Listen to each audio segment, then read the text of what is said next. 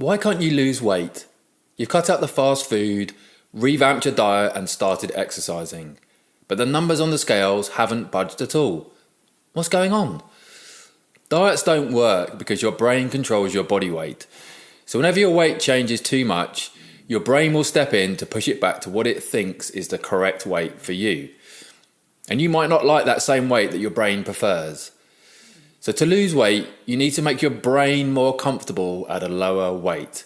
And I've got 7 brain hacks to help you lose weight by shedding belly fat, and none of them involve restricted dieting. Let's discuss.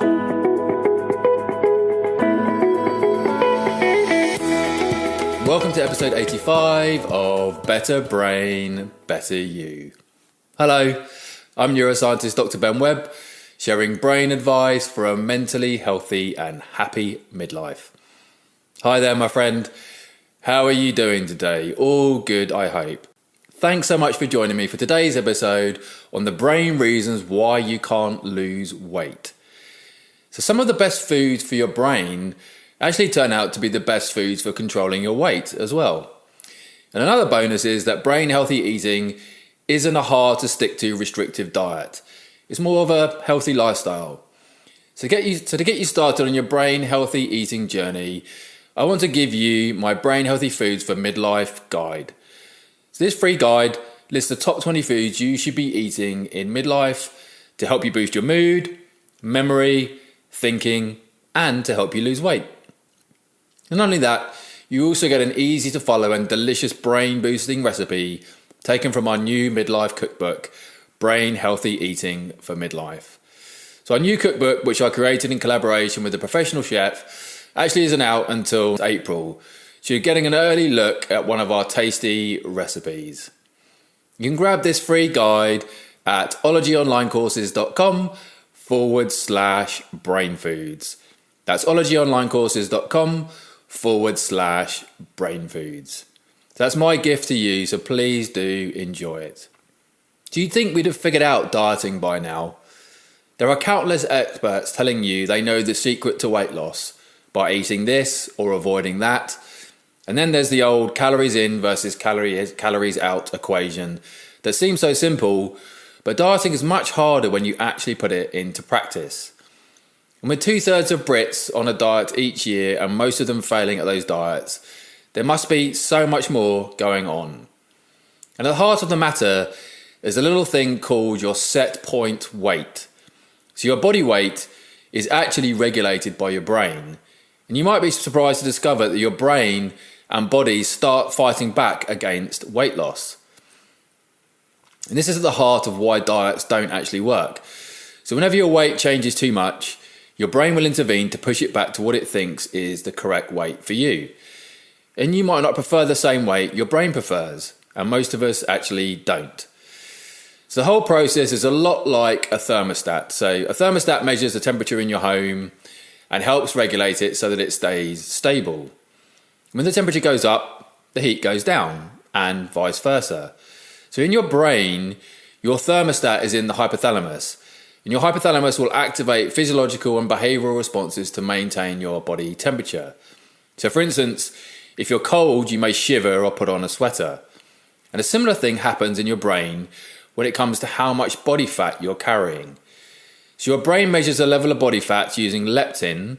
That's a hormone that's secreted in your bloodstream in proportion to the amount of fat you carry. And higher levels of leptin in your bloodstream mean more fat on your body. So you may have heard of leptin before. It's called one of the hunger hormones along with ghrelin. And leptin's job is to reduce your hunger levels to stop you from eating. So whenever your weight changes too much, your brain will intervene to push it back to what it thinks is the correct weight for you. But here's where things get a little bit tricky. Everyone has a certain level of body fat that their bodies are happiest at. And your brain will defend this amount just like it defends your body temperature. So as you lose weight, the amount of leptin in your bloodstream drops. And that's where the trouble starts. It sends a signal to your brain to help you fight to bring that fat back. And of course, that's the exact opposite of what you're trying to do. But it's really hard to actually beat our biology. So this is actually a classic starvation response in your brain. Your brain responds by upping hunger, making those donuts that have been sitting on the side for 4 hours look really tasty, and ensures cravings are impossible to ignore. So your metabolic rate slows so you can conserve energy and set it right back into building up fat stores. So these compensatory mechanisms driving weight regain last for at least 1 year. That's a long time to spend battling your body. So the hunger is what may really do you in. Sometimes you don't even realise you're eating more. But when you're below your set point, you end up eating more to maintain the same hunger level as you did before. And that's why it's possible to maintain a healthy diet and still gain weight back. So you can imagine why it's so hard to lose weight and even harder to maintain that weight loss.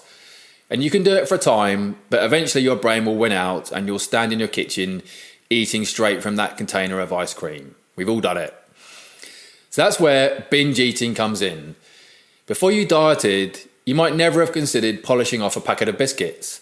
But when you're on a diet, you actually feel like it's necessary. Repeated dieting makes the brain more vulnerable to binge eating even after the diet is finished. So it turns out that dieting is actually one of the best ways to gain weight. So if you follow people over the long term, dieters are much more likely than equivalent non-dieters to end up gaining weight over the next 2 to 15 years after the diet. And dieting is stressful, and it triggers an increase in stress hormones, which are linked to weight gain, particularly belly fat. So it also makes you suppress and ignore your hunger. So over time, that can make you less responsive to your natural hunger cues, making it harder to listen to your body and allow it to regulate your weight. So you become more at risk of emotional eating and eating out of boredom, and are more vulnerable to environmental cues that tell you to eat more than your body actually wants. So when you begin to put on weight, especially lethal belly fat, your biology shifts out of balance, veering into the unstable and unhealthy territory of disease, which in turn makes you fatter. So a vicious, deadly cycle takes hold unless you take control of your weight.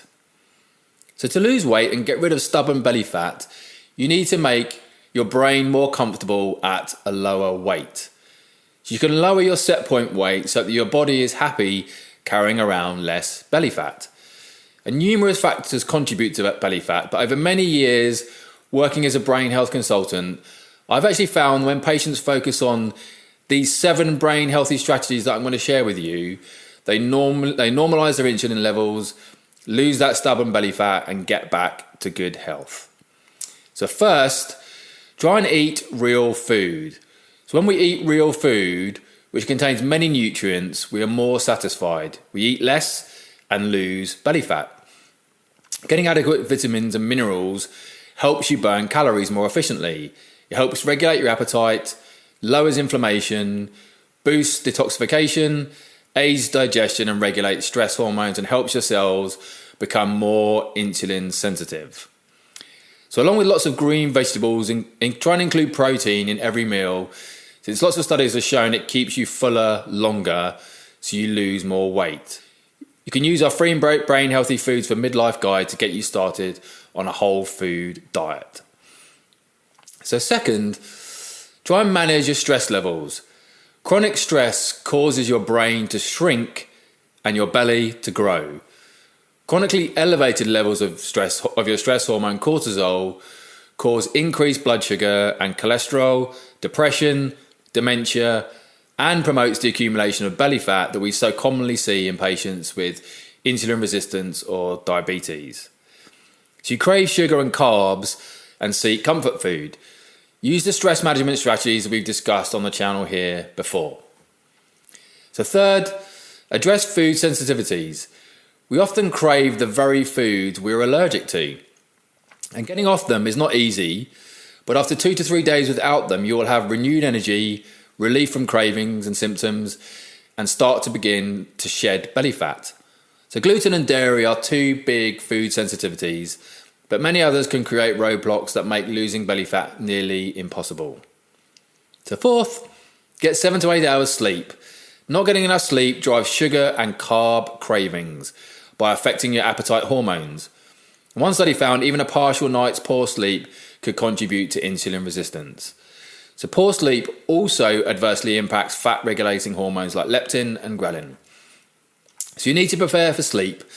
Use the sleep hygiene strategies we discussed on the channel here before. Fifth, optimize your nutrient levels. Take a high quality multivitamin that contains blood sugar balancing nutrients. Optimize omega-3 fatty acids. So omega-3 fatty acids are really important for controlling insulin function. Optimize your vitamin B levels, or low levels of this critical vitamin impair appetite control. So sixth, monitor alcohol. A nice glass of red wine with a meal or a cold beer on a hot day are some of the sweet pleasures of life, no doubt about that. But as a daily habit, alcohol can do more harm than you realise, especially if you have diabetes or you struggle with weight loss. So if you drink 2 glasses of wine a day, you'll consume about 72,000 extra calories a year, which could mean an extra 20 pounds a year. And these liquid calories go right to your belly. So try and stop for 6 weeks, see how you feel.